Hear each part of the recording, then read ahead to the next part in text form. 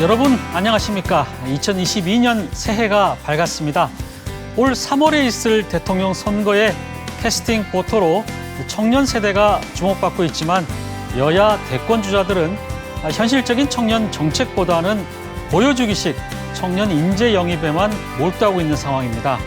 그래서 오늘은 최창렬 용인대 교수, 청년정의당 대전시당 김준욱 위원장과 함께 청년 정책의 실효성과 또 문제점에 대해서 짚어보는 시간 마련했고요.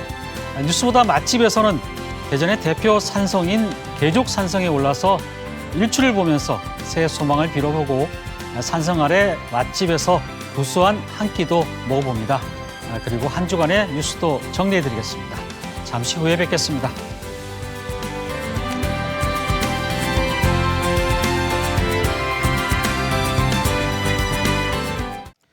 뉴스 크리에이터 시선 첫 순서는 취재 현장의 뒷얘기와 기자의 생각을 솔직하게 까놓고 전달하는 취재 기자의 솔까말인데요. 보도국 조혜원 기자 나와 있습니다. 어서 오세요.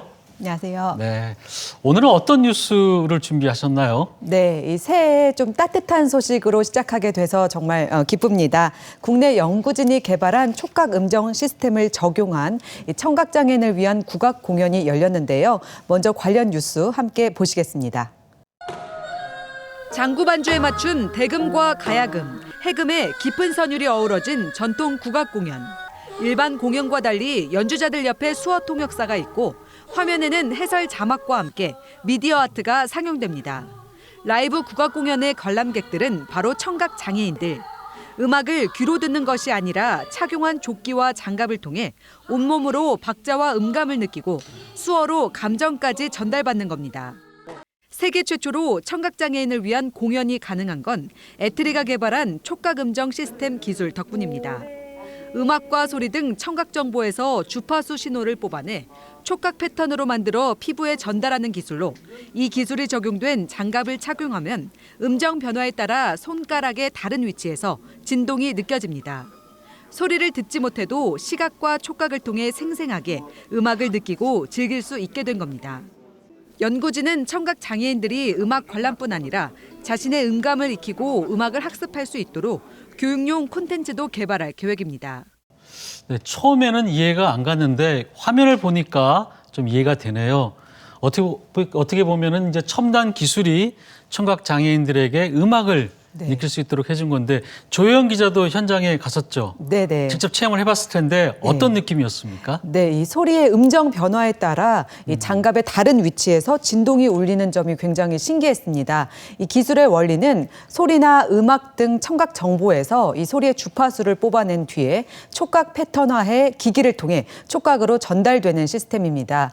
우리의 뇌는 촉각뿐만 아니라 청각을 모두 같은 신호로 받아들이기 때문에 이 청각 장애인들 도 새로운 방법으로 음악을 즐기고 또 생생하게 느낄 수 있게 된 겁니다. 네, 보니까 공연의 내용을 수화까지 등장해서 전달하는 거 보면은 굉장히 세심하게 배려를 했다 이런 느낌도 드는데 현장에 있던 이 장애인들이 느꼈던 분위기라든지 또 이런 느낌은 어땠습니까? 네, 굉장히 즐거워하시고 신나하셨습니다. 사실 이분들은 이런 공연장에 오신 것도 대부분 처음이셨고 이런 라이브 국악 공연은 모두가 처음이었습니다. 네. 하지만 이 음악을 들을 수는 없어도 착용한 조끼와 또 장갑을 통해서 이 음악의 그러한 소리의 높낮이 변화 또 박자감을 온몸으로 느낄 수 있어서 되게 신기하셨고 또 손뼉을 치면서 또 온몸으로 흥을 표현하시기도 했습니다.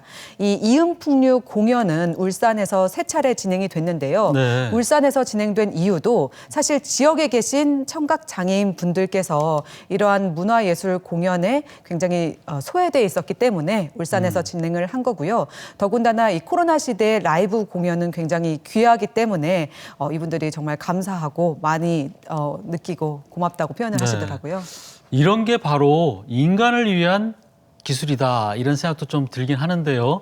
이런 기획을 도대체 누가 하게 된 거죠? 좀 맞습니다. 궁금하네요. 네, 에트리는 이 과기부의 과제 일환으로 이 기술 개발을 시작했습니다. 5년 정도 연구가 진행이 됐는데요. 이 국악 연주자인 정정윤 대표가 에트리에 연락을 해서 이러한 공연을 기획해 보면 어떠냐고 제안을 했다고 합니다. 네. 이 정 대표가 주변에 청각 장애를 가진 친구분들이 많았는데 이분들이 정말 인생에 한 번도 이런 공연장에 가본 적이 없다는 이야기를 하신 걸 듣고 굉장히 안타까웠다고 합니다. 해외에서도 이런 공연에 대한 시도가 계속해서 이루어지고 있기 때문에 네. 에트리에 연락을 해서 제안을 했고 이런 의미 있는 공연이 성사됐다고 합니다. 네.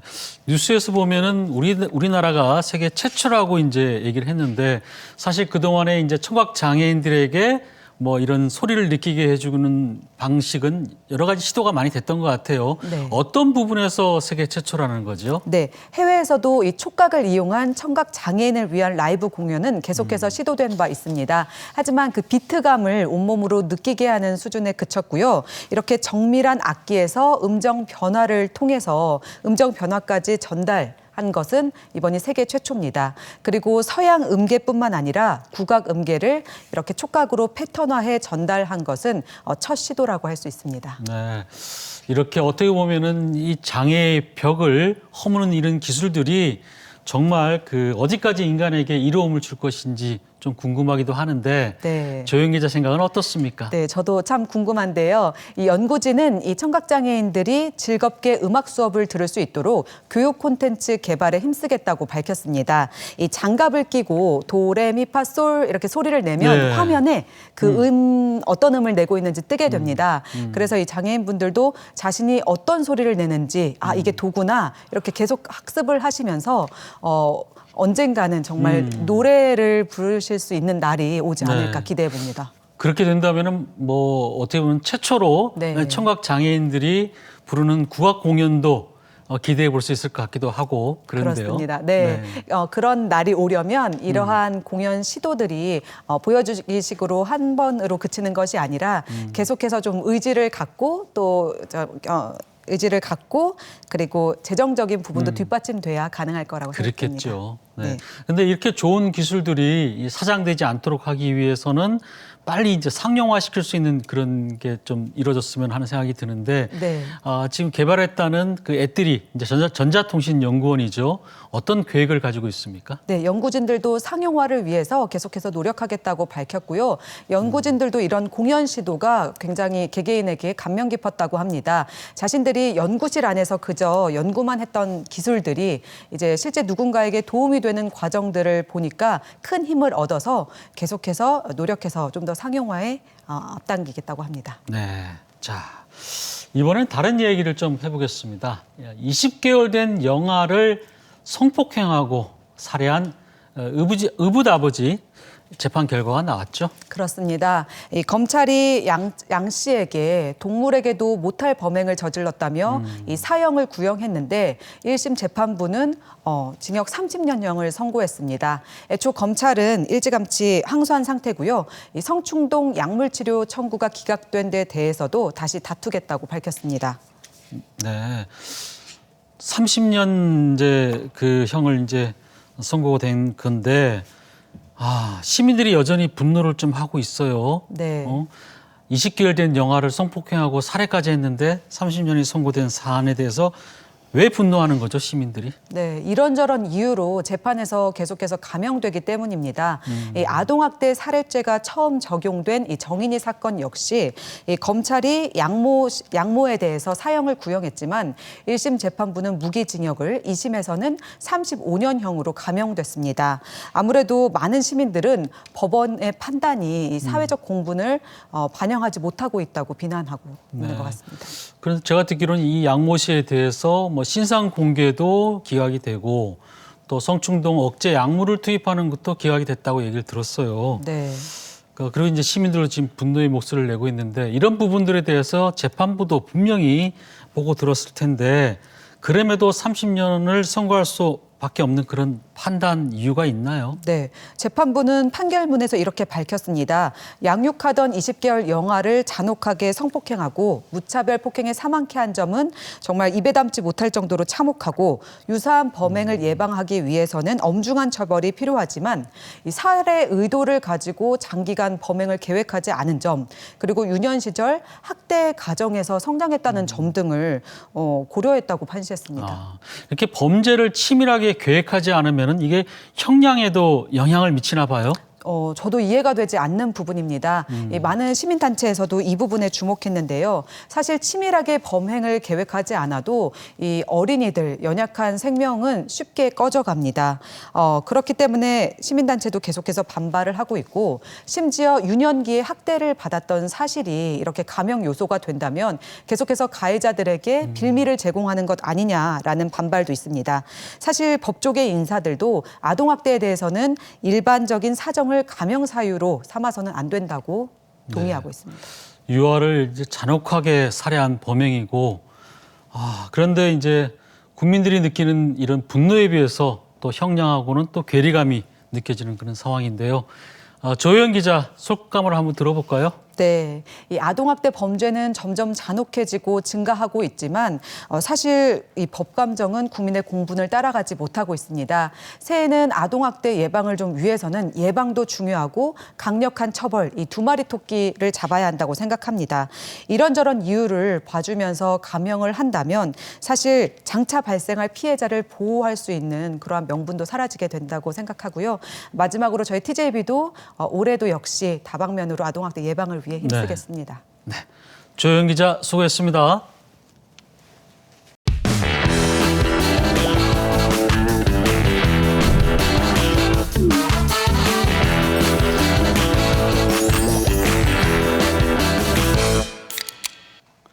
레트로 뉴스와 음식 이야기를 전하는 뉴스보다 맛집입니다. 오늘도 요리하는 기자 이기진 기자 나오셨습니다. 어서 오세요. 네, 안녕하세요. 네. 네. 한 해를 마무리하고 희망찬 새해를 맞았는데요. 오늘은 어디로 이제 떠나볼까요? 새해. 네, 매년 그 한 해를 넘기고 네. 그다음에 새해를 맞이할 때는 항상 그 해넘이나 해맞이를 다녀오죠. 네. 네, 그래서 오늘 뉴스보다 맛집에서도 해맞이 풍경 이야기로 시작해 보려고 합니다. 새해 첫 여행지로 이제 해맞이 풍경을 가는데 지금 사진을 보니까 굉장히 감회가 새로운데 지금 해돋이를 보는 풍경인가요? 네, 아니면- 맞습니다. 네. 3년 전만 하더라도 매년 이제 새해 되면 네. 이렇게 꼭두 새벽부터 뭐 유명한 곳에 가서 일출 그렇죠. 보기 좋은 곳에서 이제 예. 구름대처럼 이렇게 몰려들죠. 네. 대전에서도 이제 해맞이 명소가 몇 군데가 있는데요. 네. 그 중에서도 이제 식장산 그렇죠. 그리고 계족산이 아주 유명합니다. 예. 근데 매일매일 이렇게 떠오르는 해지만은 또 새해 첫날 이렇게 보는 해는 뭔가 또 다른 느낌으로 다가오는 것 같아요. 그래요. 지금 나오는 사진이 예. 그 식장산에서 바라본 일출 모습인데요. 아. 평상시하고 좀 다른 모습이기도 하고요. 예. 그다음에 이제 계족산, 저 왼쪽 사진이죠. 저 네. 계족산 사진인데 저거는 이제 보면은 그 계족 산성이 네. 그 봉우리에 아. 자연 지형을 그대로 이제 능선이 이어지거든요. 거기에 따라서 바라보는 일출의 모습도 아주 특별한 경험이 됩니다. 네. 어떻게 보면은 뭐 자연에 대한 경외감까지 느껴지는 것 같은데 지금 화면에는 전국의 해맞이 그 명소들이 쭉 나와 있는 것 같습니다. 그래요. 저기 그 대전뿐만 아니라 전국에 이제 해맞이 명소들이 네. 수도 없이 많은데요. 그 매년 새해 초에는 이제 해맞이 명소에서 뭐 축제도 열리고 네. 또 모이면 또 아침에 떡국도 주고 막 그랬지 그렇죠. 않습니까? 아유. 그 산이건 바다건 뭐 수많은 사람들이 저렇게 많이 몰렸죠. 근데 하지만 이제 2020년도부터는 그 저런 축제가 또 보이는 게 없었죠. 그렇죠. 코로나 때문에. 네. 그렇죠. 네네. 그래서 이제 작년부터는 이제 2020년도 전면 취소가 되고 그다음에 심지어는 아예 해맞이 명소에는 사람들이 오지 못하게 네. 통제하기까지 하는 그런 모습이 연출되고 있습니다. 이렇게 코로나로 해돋이 명소를 가지 못한다는 거 참 아쉬움도 있고 안타깝긴 하지만 또 그러면서도 또 한편에서 개인적으로 또 이렇게 일출을 즐기시는 그런 분들도 꽤 많이 있더라고요. 그래 예. 이제 저기 지금 여러 가지 이제 모습들이 좀 나오는 것 네, 같은데. 이가 없으면 이 몸으로 때우지 않습니까? 네. 저 사진 이제 동작대교 남단이에요. 아, 다리 서울. 아래구나. 예. 예. 그래서 이제 그렇게 못 가니까 다리 위에서 네. 일출을 바라보는 그런 아. 모습이고요. 그다음에 저 다음 사진은 강원도 한 스키장에서 아, 이제 예, 한마디를 예. 하는 사진인데 리프트카나 뭐 네. 케이블카를 타고 가서 올라가서 저렇게 일출을 모습을 이제 보는 모습이네요. 다리부터 네. 예. 저거는 이제 비행기 날개 모습이죠. 네. 비행기 그러니까 좀 여유가 있거나 특별한 일출 이제 보고 싶으신 분들은 이제 비행기를 타고 가면서 일출을 보시기도 하고 네. 또 저 요트네요. 음. 요트에서 바라보는 또 일출 네. 그 모습도 좀 상당할 것 같아요. 네. 다리부터 또 뭐 비행기, 요트까지 네. 어떻게 보면 뭐 굉장히 다양한 방법으로 개인적으로 일출을 이렇게 즐기는데 가장 편하게 일출을 즐길 수 있는 그런 방법이 있을까요? 물론 있습니다. 네. 네. 안방에서 편안하게 랜선으로 즐기는 네, 그런 랜선. 모습도 이제 연출이 예. 됐는데요. 예, 예. 네. 그 전국의 유명산을 관리하고 있는 국립공원관리공단 그곳에서는 그 일출의 모습을 이제 SNS로 네. 미안하니까 또 못 오는 분을 위해서 이제 보여주기도 하고 있고요. 그래서 저도 이제 시청자 여러분들께 그 일출의 모습 풍경을 이제 보여드리기 위해서 남들보다 일찍 일어나서 네. 한 곳을 다녀왔습니다. 한번 함께 보시죠.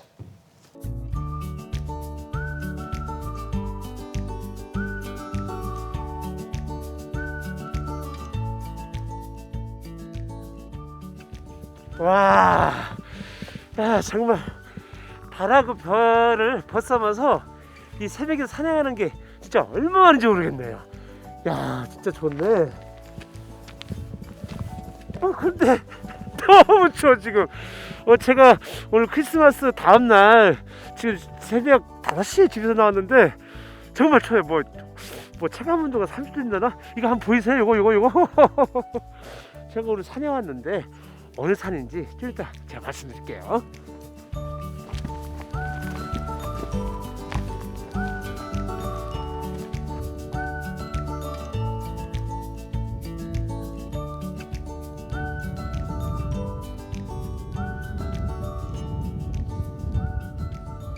지금 야경 보이시죠? 저 야경을 보신 분들은 아마 대충 짐작이 가시겠죠? 여기가 계곡산 정상 산성 있는 곳이에요. 올해도 이제 코로나 때문에 이제 일출 행사가 취소가 돼가지고 많은 분들이 이제 일출 보시는데 제가 대신 보여드리려고 여기 왔습니다.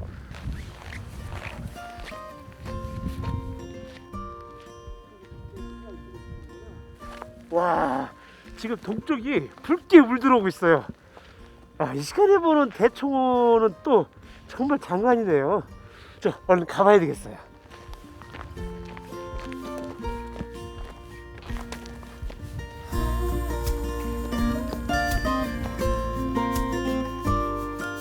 (1500년) 역사의 숨결이 흐르는 계족산성은 오랜 세월 백성들을 지켜온 파수꾼이자 일출의 명소로도 사랑받는 곳입니다.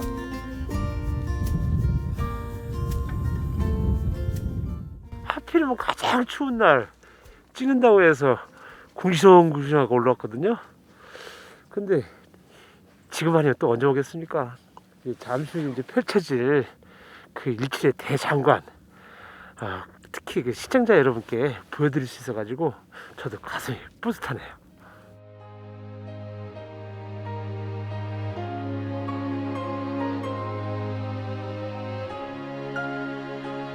와, 점점 밝아져. 와.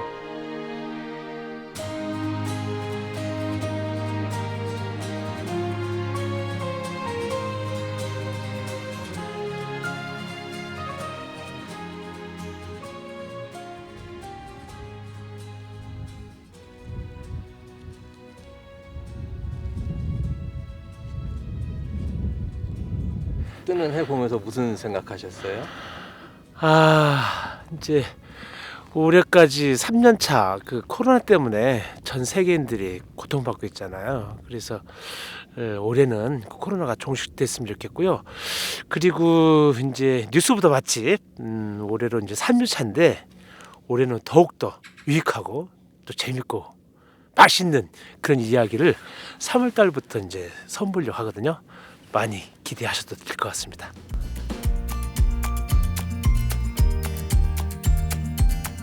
고즈넉한 산성 아래로 장엄한 일출 풍경을 만나보셨는데요. 이민년 새해 밝은 기운 가득 안고 힘차게 나가기를 응원합니다.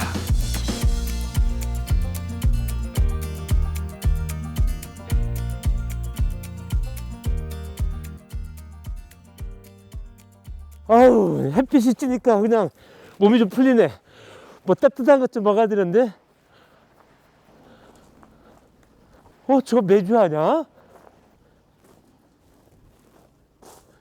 메주네. 야, 이거 곰팡이가 잘 끼었네. 근데 메주는 이 지푸라기에 또 이렇게 발효를 시켜야죠. 야, 이게 있네. 이 감독님, 이게 뭔 줄 알아요? 요즘 젊은 사람 잘 모를 텐데. 그거 엿질금 아닙니까? 엿질금. 엿질금이요? 엿질금. 우리 고향에서는 이걸 엿지름이라고 하는데 원래는 엿기름이죠. 이게 식혜를 만들 때 쓰는 건데 단맛을 좀 내게 하는 그거예요, 이게. 자, 이 정도면 오늘 이 집에서 제가 먹을 음식이 뭔가 대충 감이 잡히네.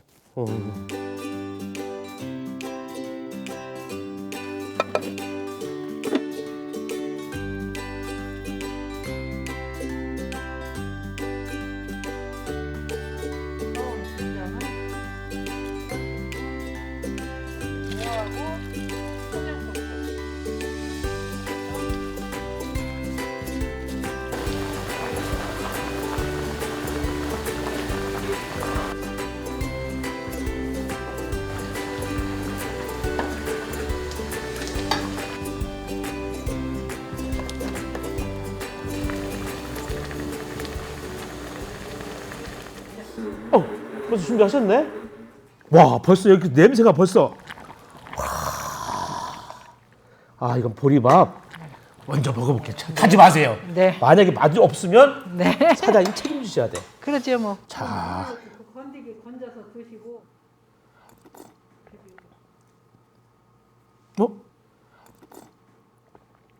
와, 깊어요, 깊어. 그리고 무거워.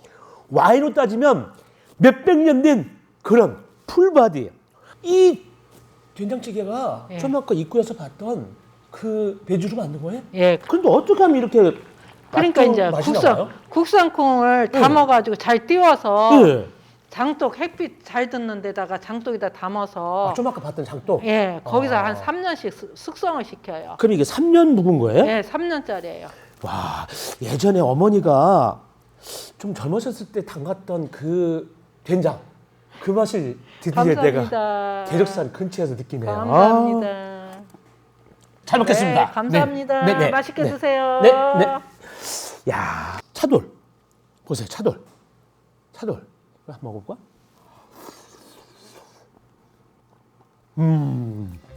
나물. 전부 다 넣습니다. 다 넣고, 참기름 쫙 뿌려주고, 고추장 비비고, 파채 딱 썰은 거하고, 그 다음에 또 이거 두부가 들어가야 돼. 두부 좀 들어가고 싹싹 비벼서. 야, 맛이 없겠나 이게.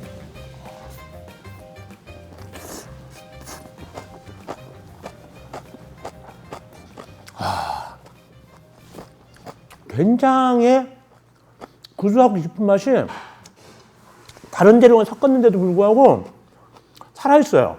살아있고 씹으면 씹을수록 다양한 재료들이 어우러져 가지고 근데 된장이 이끌어가네. 리드를 해.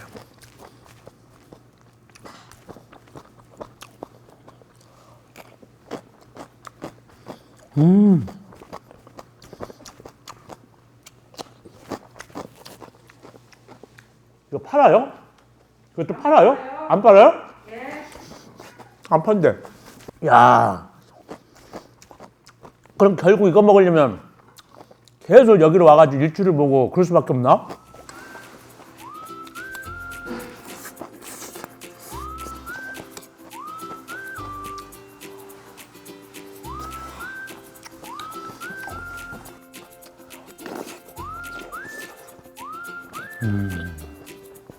시골에 계신 부모님, 방송 나온 아들 얼굴 빨개서 혹시 술 먹었나 또 그렇게 생각하시죠?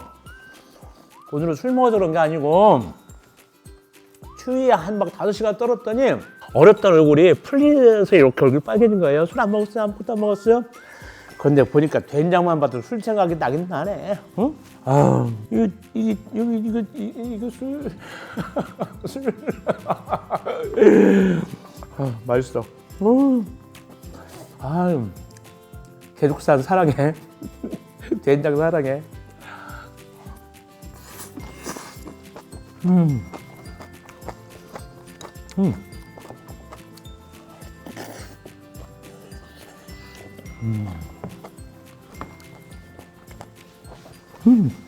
사장님이 영업하지도 않은 이른 시간에 이렇게 음식을 차려주셔서 상당히 감사함을 느낍니다. 아유, 진짜 어머니 손맛 같은 된장, 오랫동안 기억날 것 같은데요. 자, 그리고 요거 오늘 뉴스보다 맛집 마무리는 이걸로. 야, 색깔도 곱네. 이게 좀 아까 보셨던 그 엿지름. 야,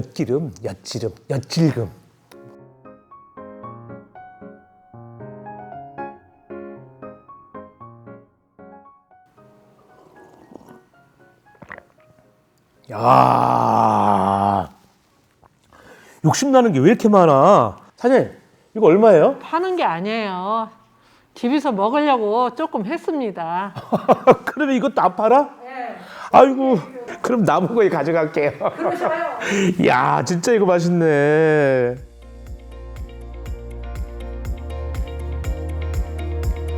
(1500년) 시간을 지나 올해도 어김없이 개죽산의 새해가 밝았습니다. 어머니의 품을 떠올리게 하는 구수한 된장의 맛처럼 진짜 백의 맛을 찾아 뉴스보다 맛집도 새 희망을 안고 힘차게 달려가겠습니다.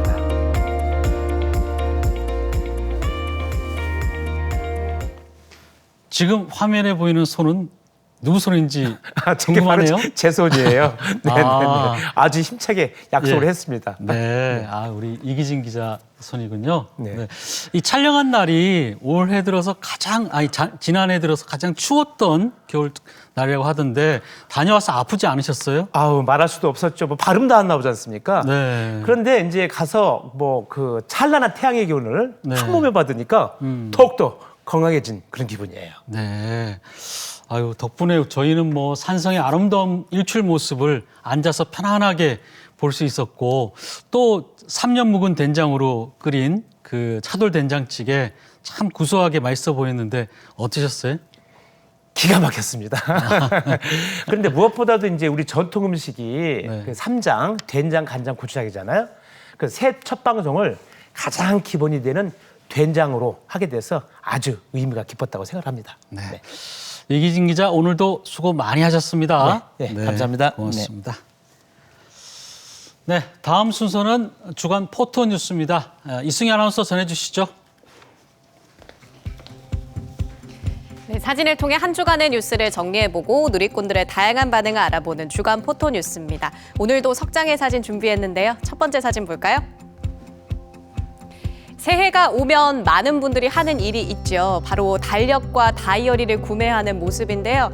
코로나 사태 이후 세 번째 맞이하는 새해지만 여전히 새해를 준비하는 마음은 설렘과 기대감으로 가득합니다. 새 달력과 다이어리에 기록하는 특별한 날들, 올 한 해는 그 행복과 즐거움을 다 함께 모여서 즐길 수 있기를 간절히 바라겠습니다. 누리꾼들도 새해에 거는 기대와 희망 가득 찬 댓글 남겨주셨네요. 매번 사놓고 방치했던 다이어리, 올해 첫 목표는 다이어리 끝까지 쓰기. 저에게 건강한 몸과 두툼한 지갑을 작년엔 반대였지만 올해는 제발 하는 댓글들 있었습니다. 올해는 이민년 검은 호랑이 해인데요. 동물의 제왕 호랑이처럼 거침없이 질주해서 소망하는 모든 일이 잘 풀리기를 기원하면서 두 번째 사진 살펴볼까요? 하얀 얼음판을 알록달록 수놓은 사람들의 모습이 참 즐거워 보이는데요. 이곳은 바로 대전 엑스포 시민광장에 설치된 야외 스케이트장입니다. 오는 2월 13일까지 운영되는 스케이트장에는 민속 썰매, 컬링 체험 등 다양한 빙상 체험 시설들이 조성돼 있어서 겨울 스포츠를 만끽할 수 있는데요. 이용료는 장비 대여료를 포함해서 1시간에 1,000원이지만 기초생활수급자나 국가유공자 등은 무료 이용 가능하고요. 입장 시에는 백신 패스가 적용된다는 점 잊지 마시기 바랍니다. 누리꾼들도 벌써 동심으로 돌아간 듯 즐거운 반응인데요. 왕년에 스케이트 좀 탔다니까 못 믿는 우리 아들 이번 기회 보여주겠습니다. 정겨운 겨울 풍경이네요. 돌아오는 길에는 붕어빵도 사 먹어야겠어요. 하는 댓글도 있었네요. 매주 월요일은 휴무고요. 코로나 확산세가 가속되거나 방역상 문제로 인해 일시 중단될 수도 있다고 하니까 방문하시기 전에 운영 여부를 아래 번호로 확인해 보시기 바랍니다. 오늘의 마지막 사진입니다. 이번 세밀 한파는 유난히 매서웠죠. 코로나19 의료진들의 페이스 실드에도 이렇게 성에가 낀 모습인데요. 바이러스와의 싸움에 추위와의 싸움까지 겹쳤지만 멈출 수 없는 선별진료소의 모습입니다. 작은 핫팩 하나로 손을 녹여가며 성탄절도 새해도 잊고 수고하는 의료진 덕분에 여기까지 왔겠죠. 그저 감사한 마음과 미안한 마음이 드는 건 누리꾼들도 마찬가지네요. 끝이 보이지 않는 싸움만큼 힘든 게 있을까요? 오늘도 그저 감사합니다. 의료진 여러분, 줄 수 있는 게 응원밖에 없어 미안합니다. 어둠 속 등불 같은 그대들 쓰러지지 않기를 하는 댓글도 있었습니다. 추위와 피로에 고생하는 의료진을 위해서라도 방역당국의 지침을 잘 따라주시기를 당부드립니다. 지금까지 주간 포토뉴스 함께하셨습니다.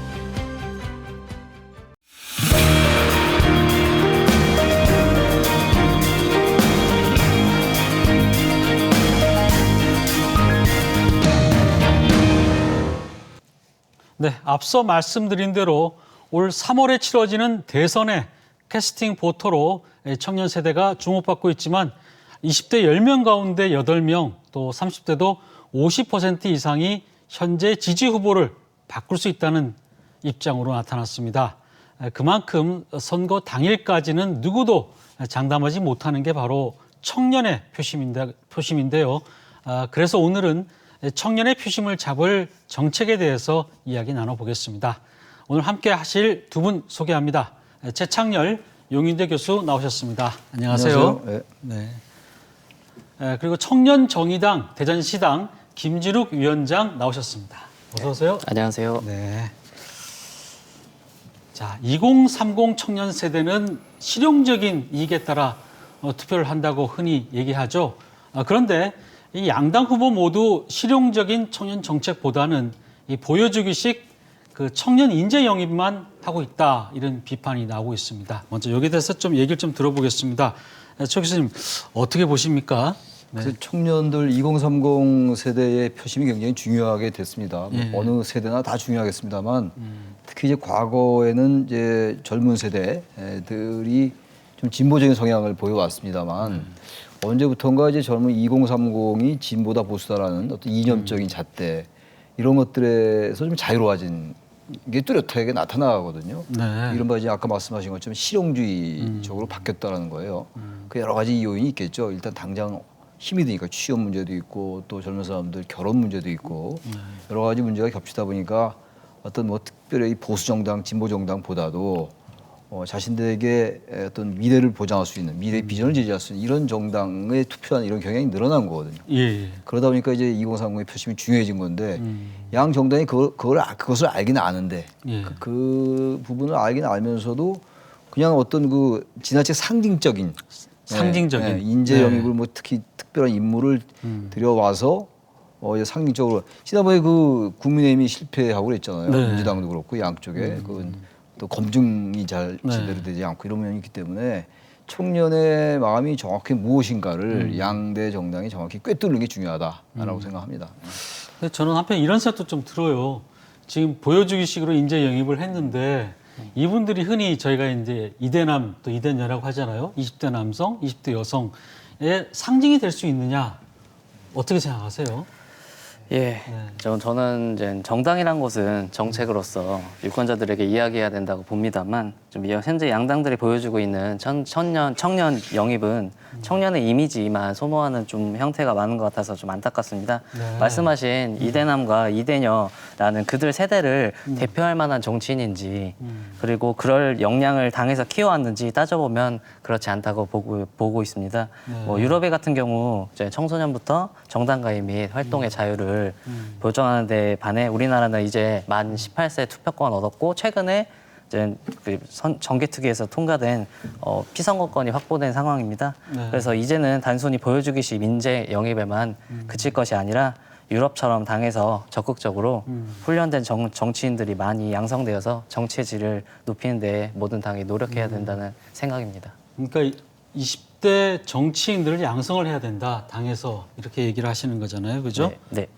최 교수님 보시기에 지금 우리 정당에서 그런 체제가 갖춰져 있어요. 지금? 글쎄 뭐 청년에 이제 공을 들인다고 하는데 지금 이제 앞서 김 위원장 말씀하신 것처럼 젊을 때부터 이게 정당이라는 이런 정치적인 조직에서 훈련이 돼야 되거든요. 교육을 받고 거기에 정치가 무엇인가에 대한 어떤 여러 가지 인식 같은 거 이런 게 오랜 시간 동안 체화돼야 되는 거 아니겠습니까? 근데 우리나라는 그렇지가 않죠.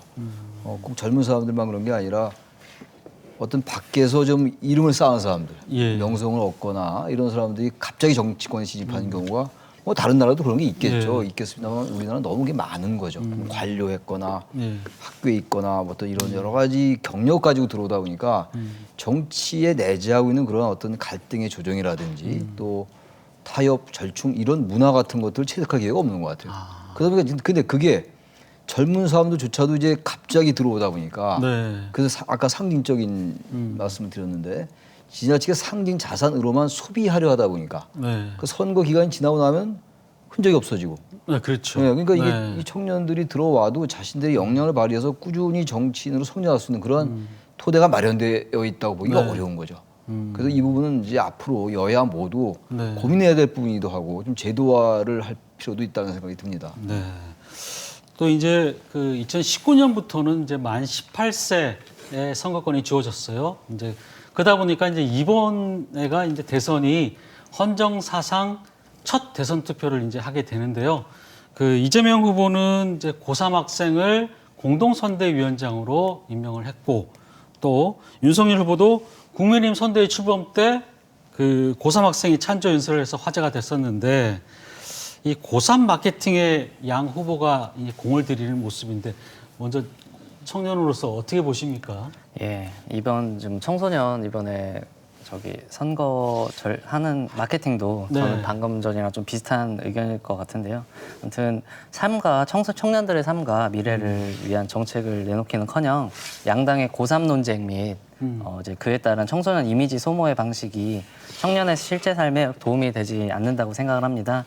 이벤트성으로 무슨 자리 하나 주고 공동선대위원장이라든지 뭐 찬조 연설들을 하면서 소모하는 방식은 이제 진정 청년과 청소년들을 동등한 권리 위에 시민으로 생각하고 있는가 하는 좀 의문점이 드는 바이고요. 누구도 이제 이 사회의 주류층의 50대가 뭐 찬조 연설을 한다고 해서 그 이슈가 되지 않지 않습니까? 그렇기에 동등한 시민으로 보았다면 이것이 그렇게 양당에서 띄울 일인가 하는 생각도 드는 바입니다. 그 고3 학생을 굳이 이렇게 내세운 이유는 뭘까요? 한번 혹시 생각해 본 적 있어요? 이번에 이제 18세 이제 선거권이 주어지게 되니까 좀 뭔가 한번 좀 이게 좀 그래도 이벤트성으로 뭔가 좀 해보고 싶은 욕망이 있으셨다고 저는 생각이 들어요. 그렇기 때문에 근데 이제 아까 최 교수님도 말씀하셨듯이 당에서는 아직 인재들이 많이 없고 그러니까 외부에서 그냥 갑자기 그냥 청소년 어느 좀 뭔가 말 잘하고 활동 잘하는 그런 청소년들 데려다가 조금 말 그대로 좀 이벤트성으로 좀 하지 않았을까. 좀 아쉬움이 좀 드는 바입니다. 알겠습니다. 교수님 지금 뭐 고3 학생들이 처음으로 이번 대선에 투표를 하게 되는데 그렇다고 해서 이제 고3 학생들이 공동선대위원장까지 되고 막 이렇게 하는데 어떻게 보십니까? 왜 꼭 정치에 참여시키고 그 자기가 속한 세대면 세대, 계층이면 계층을 대표하려면 왜 그렇게 꼭 고위직을 줘야 되는지 모르겠어요. 공동선대위원장. 갑자기 선대위원장을 맡기는 게 그게 과연 진정성 있게 다가가는 것인지. 뭐 뭐 이른바 그런 좀 이제 영향력 있는 자리에 그 진입하는 걸 뭐 나무랄 수는 없어요. 얼마든지 내용이 중요한 거니까. 근데 네. 자꾸만 외형적인 그런 그 이제 어떤 자리라든지 네. 이벤트성 그리고 언론에 보도돼 가지고 뭔가 이제 좀 상징적으로 뭔가를 보여주기식의 네. 얘기 나왔던 얘기입니다만 그런 쪽에 치중하다 보니까 자리도 자꾸 공동선대위원장. 그러니까 이 당사자들이 부담을 느낄 수밖에 없어요. 그 공동선대위원장을 하려면 충분히 여러 가지 경륜도 필요한 거거든요. 그렇죠. 젊은 세대의 어떤 이해를 대표하는 것이지 그게 무슨 갑자기 선대위의 전체 위원장으로 들어와서 하는 얘기는 아니거든요. 그러니까 그 공동선대위원장을 맡는 게 그게 뭐 부적절하다는 게 아니라 무엇이 중요한지 어떠한 것이 본질인지에 대한 이해가 정말로 예. 부족하다 그런 예. 생각이 듭니다. 예. 지금부터는 좀 정책 이야기 좀 해보겠습니다. 그 이재명 후보와 윤석열 후보의 이제 청년 정책을 보면은 중요한 비중을 차지하는 게 바로 이제 부동산 대책입니다. 우선 이번 정부에서 집값이 너무 많이 오르니까 청년들에게는 사실 절망적인 상황인데요. 그래서 이제 이재명 후보의 청년 부동산 정책을 보면은 아주 저렴한 임대료로 임기 내 기본주택 100만 가구를 제공하겠다는 거고 또 윤석열 후보는 역세권의 원가 또 반값 주택을 청년에게 한 50만 원 정도 주겠다는 그런 정책인데요. 우선 이 두 후보의 청년 부동산 정책에 대해서 얘기를 좀 나눠볼게요. 어떻게 보십니까? 우리 청년으로서 이게 솔직히 듣고 싶네요. 네, 우선 이재명 후보의 기본주택이 이제 서민형 주거 안정을 중심에 두고 있는지 좀 의문입니다. 기본주택은 건설 원가 수준의 저렴한 가격으로 제공하는 장기 공공 임대주택과 공공 자가주택을 의미하는데요. 네. 그런데 기본주택은 입주 자격의 소득 수준을 따지지 않습니다. 그렇기 때문에 무주택자라면 고소득자라도 누구나 입주할 수 있다는 이야기이기도 하거든요. 그렇기 때문에 또 이것도 이제 청년들이 과연 들어갈 수 있는가, 그리고 또 들어간다 해도 그 금액이 얼마일지는 정확하게 나오진 않았습니다만 그거를 감당할 수 있는 청년이 얼마나 될 것인가라는 문제가 있고요. 윤석열 후보의 청년 원가주택은 무주택 청년들에게 건설 원가로 살 집을 공급한다는 것으로 어제 그 5년 이상 거주한 뒤 매각을 원하면 국가가 환매해 다시 싼 가격으로 다른 청년들에게 공급한다는 것입니다. 이것이 저는 이게 청년들에게 부동산 투기 시장에 뛰어들라고 하는 주장 같아 좀 유감이고요. 반값 주택도 문제가 있는데요. 아무리 반값에 준다고 해도 이미 어마어마하게 거품이 끼인 이 주택 시장에서 반토막 내줘봐야 자신의 능력으로 구입할 수 있는 청년이 얼마나 될까 생각이 들고, 따라서 저는 이 새로운 정책이라는 것이 빚내서 결국에 집 사라는 것인데, 집 살 수 있는 청년도 있지만 영혼까지 끌어서 한다는 표현을 많이 쓰거든요. 영끌할 수 없는 청년들도 많이 있습니다. 평생 벌어도 집 한 채 사지 못하는 만큼 부동산 가격이 올랐는데 이걸 가지고는 부족하다는 네, 거죠. 부족합니다. 한마디로. 네. 네. 아무리 반값 정책, 반값 원가 아파트를 내놓아도 그 돈 주고 살 청년들이 생각보다 많지 않을 수 있고, 기본주택 역시 그걸 감당할 수 있는 청년이 또 적을 수도 있다. 이제 그런 현실적인 얘기를 좀 하셨는데, 최 교수님은 어떻게 생각하십니까? 근데 이제 청년들에게 임대주택을 얘기를 하는데 예. 청년들이 생각하는 거는 자기 주택을 갖고 싶은 거거든요. 그래서 청년은 그냥 임대를 해도 된다라는 그런 인식이 좀 깔려 있는 측면이 있다고 봐요. 네. 그러나 청년들도 똑같이 넓은 평수에 살고 싶고 자기 소유의 주택을 갖고 싶은 거거든요. 예. 공동주택이 됐건 무엇이 됐건. 그런 인식 같은 게 좀 부족한 것 같고, 그러나 이제 워낙 청년들의 이 주거 문제가 심각하니까 윤 후보나 뭐 이재명 후보나 윤석열 후보나 다 어떻게든 공급을 하려 하는 거니까 이 자체를 뭐 이렇게 나무랄 건 아니라 하더라도 현실성이 좀 떨어진 면이 있어요. 일단 임대주택을 가지고 많이 짓는다 하더라도 그게 과연 부지의 문제도 그렇고 임대주택을 한다 그러더라도 아까 잘 지적하신 것처럼 그 청년들에게 수혜가 돌아갈 수 있을지 그런 생각도 들고, 또 역세권에다 아파트 짓는 건 좋은데 반가 아파트도 마찬가지예요. 반가 아파트라는 게 과연 재정적으로 가능한 건지도 있고 반값이라도 여전히 가격이 높고, 그러니까 이 청년 주택의 문제도 그렇고 청년 정책도 전반적인 그 다른 세대와 같이 아우러지면서 정책이 나와야 되는데 청년 정책은 마치 따로 있는 것처럼 예. 그런 건 사실 아니거든요. 청년도 우리 사회의 같은 구성원들이거든요. 그렇죠. 청년들 정책 완전히 따로 있어서 주택 문제 따로 있고 교육 문제 따로 있고 이렇게 가서는 안 된다는 거예요. 그 노후는 또 어떻게 합니까? 네. 게다가 또 이런 여러 가지 이제 국가가 청년들에게 돈을 주고 이렇게 지급하는 것도 또 나중에 또 청년들에게 미래에 부담을 덜할 수도 있는 네. 이런 문제가 같이 고려돼야 되는데 일단 청년들의 표심이 중요하니까 청년 자체에 뭔가 특화된 정책만 내놓으려 하다 보니까 자꾸 현실성이 떨어지는 이런 측면도 없지 않다라는 생각이 듭니다. 네. 근데 어떻게 보면은 이 결론적으로 보면은 어떻게든 이제 투기를 좀 잡아서 네, 집값을 그렇죠. 안정시키면은 이런 부분들이 어느 그렇죠. 정도는 조금 해소되지 않을까 하는 생각이 드는데 지금 이재명 후보 같은 경우에는 뭐 개발이익 환수제라든지 국토보유세 이런 걸 신설해가지고 부동산을 보유하는 데 대한 실효세율을 높이겠다 이런 좀 정책인 것 같고요. 또 뭐 윤석열 후보 측 같은 경우는 재건축이라든지 이런 규제를 조금 풀어서 좀 공급량을 확 늘려서 좀 투기를 잡겠다 뭐 이렇게 얘기하는 것 같은데 그 부분에 대해서 얘기 좀 들어볼까요? 먼저 우리 교수님부터 네. 한번 좀 얘기 들어보겠습니다. 우선 이제 그리고 그것도 중요하지만 일단 이 부동산이 양극화돼 있어요. 시장이 예. 이제 정치, 경제 모든 면이 다 양극화되어 있는데 수도권 같은 경우가 인구의 50%가 대한민국 면적의 12%에 살고 있거든요. 네. 그러다 보니까 아무리 공급을 늘린다 하더라도 가격은 더 올라갑니다. 근데 전체적으로 보면은 지방은 굉장히 아파트 가격이 비교가 안 될 정도로 낮아요. 근데 그걸 일률적으로 아파트 가격을 높이니까 낮추자. 예. 이건 사실 맞지가 않은 얘기예요. 그렇죠. 수도권은 아무리 줘도요 워낙 많이 사니까 인구의 반이 지금 면적의 10%에 사는 격이잖아요. 네. 그러니까 이 부분을 물론 공급을 늘리는 게 맞죠.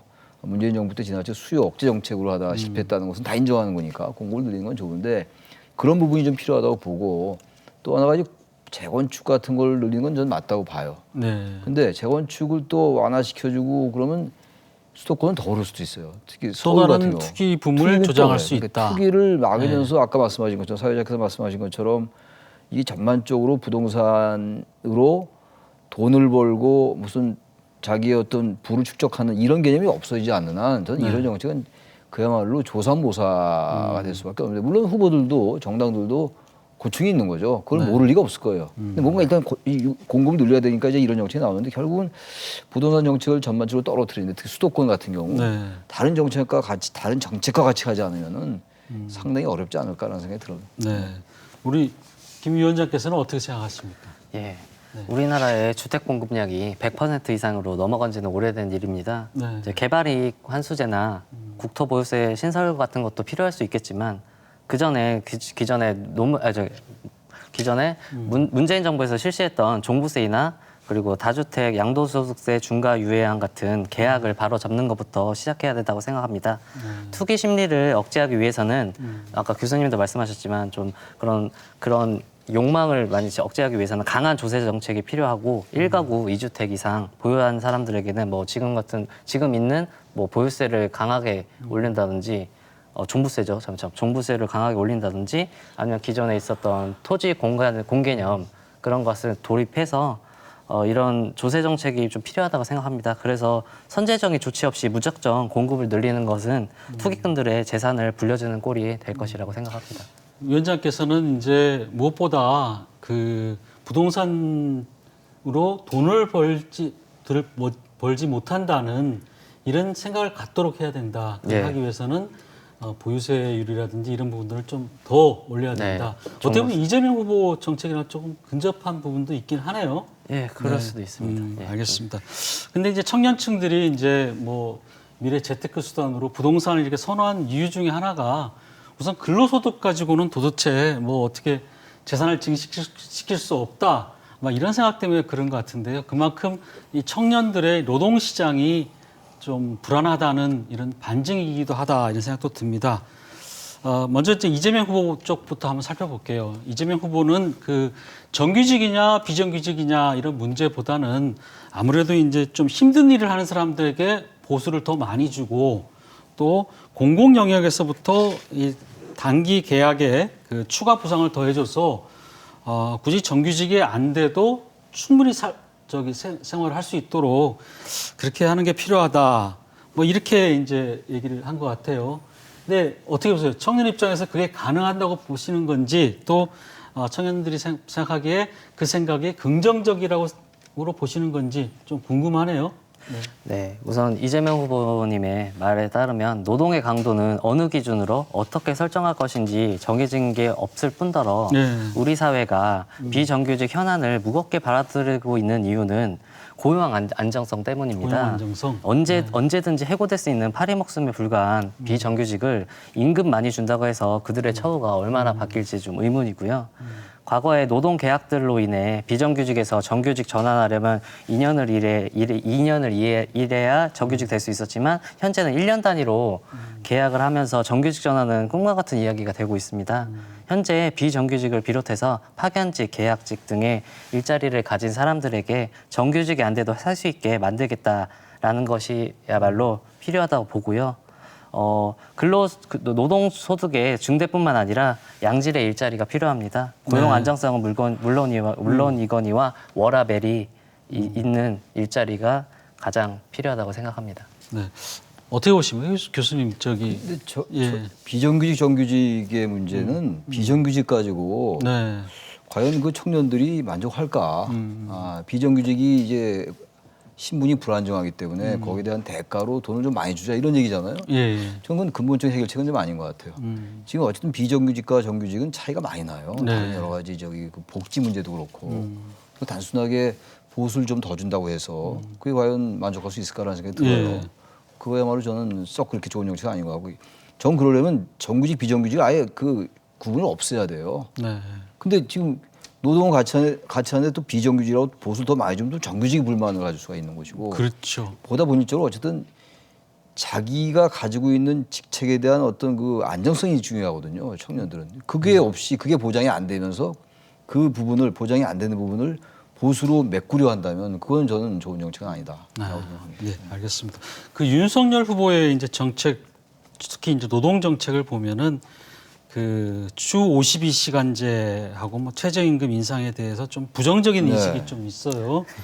여기에 대해서 어떻게 생각하십니까? 청년 입장에서는. 네, 윤석열 후보님이 굉장한 좀 청년들에게 정말 가슴 아프게 많은 발언을 많이 하셨는데요. 그중에 이제 뭐 여러 가지가 있겠지만 120시간이 우선 제일 큰 거라고 보고 있습니다. 우선은 기본적으로 윤석열 후보의 최저임금을 비롯한 노동 인식을 보면 동시대를 살아가고 있는 사람이 맞나, 좀 정말 청년을 생각하는 후보가 맞나라는 의문이 들 지경입니다. 최저임금이라는 것은 기본적으로 저임금 노동자들의 최소한의 인간다운 삶을 보장하기 위한 제도이고 올리라고 만든 제도입니다. 그 부분에 대해서 자꾸 높다, 올리면 안 된다 이렇게 하는 것은 좀 아니라고 보고요. 네. 주 40시간에 법정 근로시간 주 40시간에 연장 12시간 포함한 최대 52시간을 노동하는 것이 짧다는 것으로 얘기하는 것도 노동시간이 증가하면 생산성이 떨어진다는 것은 이미 상식입니다. 우리 경제학에서도 배우고 경영학에서도 많이 배우는데요. 더군다나 국민의힘 윤석열 후보의 말대로라면 장시간 노동을 해도 노동소득은 증대하여 부를 창출할 수 있는 구조가 되지 않습니다. 목숨보다 이윤이 먼저인 야만적인 사회에서 우리가 노동정책을 고수해야 되겠다는 것은 노동자들 더 나아가 국민들이 안전하게 일할 권리를 외면한다는 것과 다르지 않습니다. 알겠습니다. 오늘은 두 말씀 여기까지 좀 듣도록 하겠습니다. 네, 잘 들었습니다. 네, 좋습니다. 이번 선거를 두고 역대 최고의 비호감 후보라는 말을 많이 합니다. 공정과 정의 또 상식을 입버릇처럼 쏟아내는 후보들이 정작 자신과 또 가족 문제에서는 그렇지 못했기 때문일 텐데요. 청년이 행복한 대한민국, 부디 새 정부에선 그 가능성을 열어주길 바라면서 오늘 뉴스 큐레이터 시선 여기서 마치겠습니다. 함께해 주신 여러분 고맙습니다.